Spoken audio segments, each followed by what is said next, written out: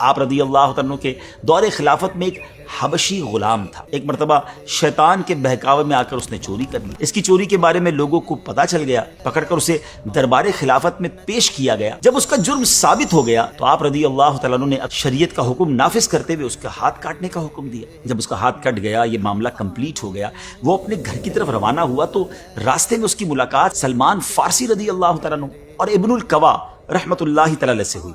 ابن القوا نے اس سے پوچھا کہ تمہارا ہاتھ کس نے کاٹا؟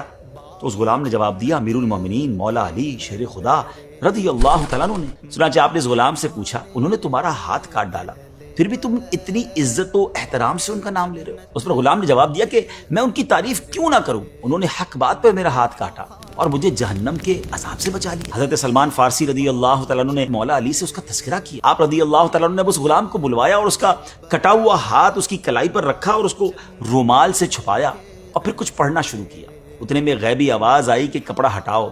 جب لوگوں نے کپڑا ہٹایا تو دیکھا کہ غلام کا کٹا ہوا ہاتھ کلائی سے اس طرح جڑ گیا تھا کہ گویا کبھی جدا ہی نہ ہوا.